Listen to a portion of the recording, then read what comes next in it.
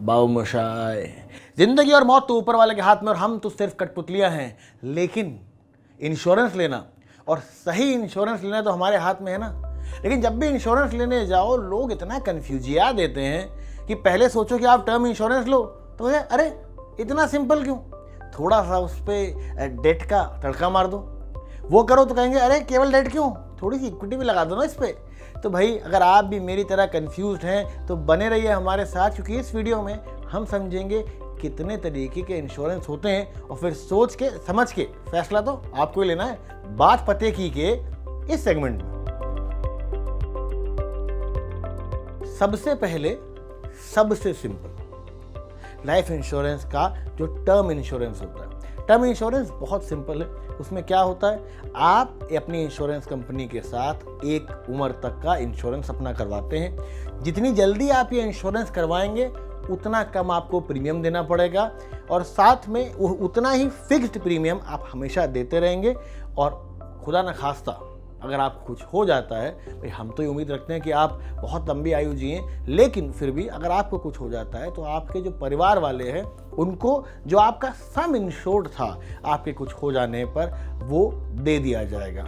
ये एक बड़ा ही सिंपल और जो बेसिक लाइफ इंश्योरेंस का जो कॉन्सेप्ट था उसको देखते हुए टर्म इंश्योरेंस आप लेते हैं। लेकिन अब इसमें कैच क्या है, कैच ये है कि अगर आपको कुछ नहीं होता है और आपकी पॉलिसी मैच्योर होती है तो मैच्योरिटी बेनिफिट के नाम पे एक ही चीज़ है, आपका जिंदा रहना। मुबारक हो, आप जिंदा हैं। उसको छोड़ के आपको टर्म इंश्योरेंस में कोई बेनिफिट नहीं मिलेगा।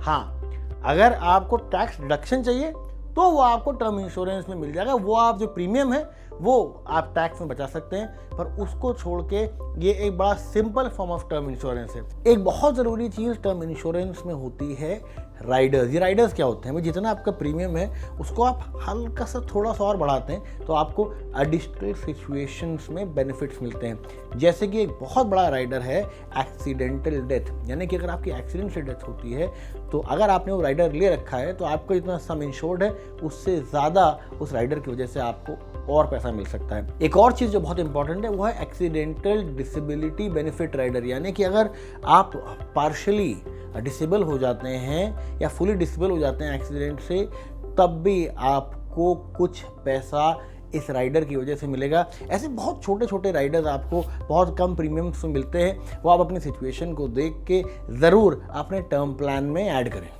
और इसीलिए कई नई वेराइटीज़ इंश्योरेंस की आई। भाई सबने यही कहा कि अब मैंने इंश्योरेंस ले तो लिया, लेकिन यार कौन ये सोचता है कि हमें कुछ हो जाएगा और अगर कुछ नहीं हुआ तो ये सारा का सारा पैसा डूब जाएगा। इसलिए इंश्योरेंस कंपनीज ने कहा कि भाई हमारे पास एक और तरीका है। देखिए, आप जो चीज़ चाहेंगे ना, मार्केट इतना बड़ा है कि मार्केट अपने आप आपके लिए प्रोडक्ट निकाल देगा।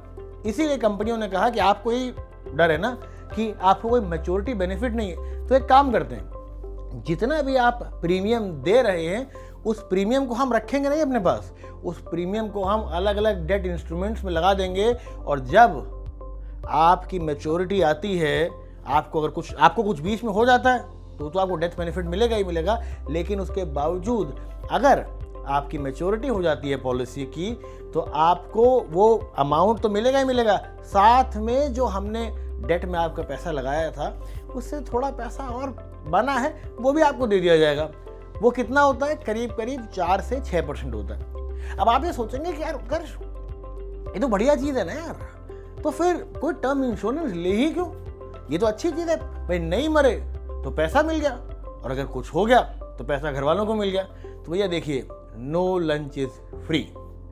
अगर आप टर्म इंश्योरेंस लेते हैं तो टर्म इंश्योरेंस में पहले आपको प्रीमियम काफ़ी कम पड़ता है, और जब मैं काफ़ी कह रहा हूँ मतलब काफ़ी कम वर्सेस एक एंडाउमेंट प्लान या फिर यूलिप, जो उसके बारे में हम आगे बात करेंगे।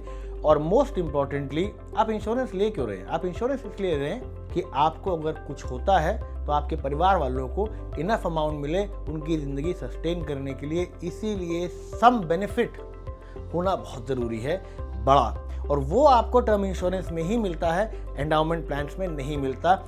हैवी प्रीमियम और लेसर सम इंश्योर्ड, ये होता है endowment plan versus term insurance में। अब इसी का एक और वर्जन, इसको कई लोग कहते हैं कि भाई it is mutual fund plus insurance, is ULIP. ULIP में क्या है, जैसे आपके प्रीमियम का कुछ पैसा लगाया जाता है डेट में, एंडाउमेंट प्लान्स में, यूलिप में यही पैसा अब डेट के साथ साथ इक्विटी में भी लगा दिया जाता है। तो भाई क्योंकि डेट की जगह इक्विटी है तो ज़्यादा पैसा लगेगा, हायर रिस्क है और हायर रिटर्न भी है। लेकिन इसमें दिक्कत ये है कि एंडाउमेंट प्लान्स में तो आपको एक अश्योर्ड सम रिटर्न मिलता है। यहाँ पे अगर आपकी डेथ हो जाती है, डेथ बेनिफिट में तो आपको जो सम इंश्योर्ड है आपको उतना ही मिलेगा, लेकिन मैच्योरिटी बेनिफिट का जो अमाउंट है वो बहुत ऊपर भी जा सकता है, लेकिन उससे नीचे भी जा सकता है। ये आपका प्रॉब्लम आती है यूलिप में। इसलिए हम कहते हैं हायर रिस्क हायर रिटर्न, बीच में एंडाउमेंट प्लान, और सबसे सेफ लेकिन आपको प्रीमियम का पैसा वापस मैच्योरिटी बेनिफिट में नहीं मिलेगा, वो होता है टर्म इंश्योरेंस। अब ये तो बात हो गई कि कितने प्रकार के इंश्योरेंस होते हैं और किसमें क्या फ़ायदे हैं, किसमें क्या नुकसान है। एक चीज़ जो हमें देखनी चाहिए जब हम इंश्योरेंस लेने जा रहे हैं कि हम कौन सी कंपनी से लें, वो होता है claim settlement ratio. Claim settlement ratio क्या है? क्लेम सेटलमेंट रेशियो का अर्थ है कि किसी कंपनी के पास कितने क्लेम आए और उसमें से उन्होंने कितने क्लेम्स अप्रूव करे। मान लीजिए कंपनी के पास 100 क्लेम आते हैं और उनमें से उन्होंने 97 अप्रूव करे, तो उनका क्लेम सेटलमेंट रेशियो 97 हो जाएगा। और वहीं पे एक और अमाउंट होता है अमाउंट सेटलमेंट रेशियो। अब आप कहेंगे क्लेम सेटलमेंट रेशियो देख लिया, तो फिर अमाउंट सेटलमेंट रेशियो की क्या ज़रूरत है? भाई कई बार ऐसा भी हो सकता है ना कि छोटे छोटे क्लेम जो हैं वो तो अप्रूव कर दिए और बड़े बड़े रोक दिए। भाई हम तो चाहते हैं ना कि हमारा बड़ा सा अमाउंट है वो ना रुके, तो वो अमाउंट सेटलमेंट रेशियो में आपको दिखेगा। देखिए कितना अमाउंट का क्लेम था और कितने अमाउंट का क्लेम सेटल हो गया है, वो अमाउंट सेटलमेंट रेशियो में आपको दिख जाएगा। इन दोनों चीज़ों का ध्यान रखिए, जिसमें ये ज़्यादा हो यानी कि वो ज़्यादा रिलायबल इंश्योरेंस कंपनी है। उसके साथ में एक बात का ध्यान रखें कि जब भी आप किसी भी प्रकार की इंश्योरेंस ले रहे हैं, झूठ ना बोलें।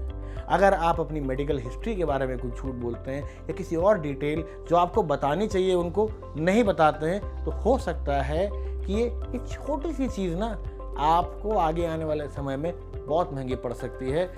अंत में आपको क्या डिसीजन लेना है, कि हमारा तो ये मानना है कि आपका जो डिसीजन है वो इन्फ्लुएंस नहीं, इन्फॉर्म्ड होना चाहिए। और ऐसे ही बहुत सारे इन्फॉर्मेटिव वीडियोस देखते रहने के लिए इस पेज को सब्सक्राइब करें। वीडियो अच्छा लगा हो तो शेयर करें और कोई मन में बात हो तो कमेंट करें। And as always, thanks for watching.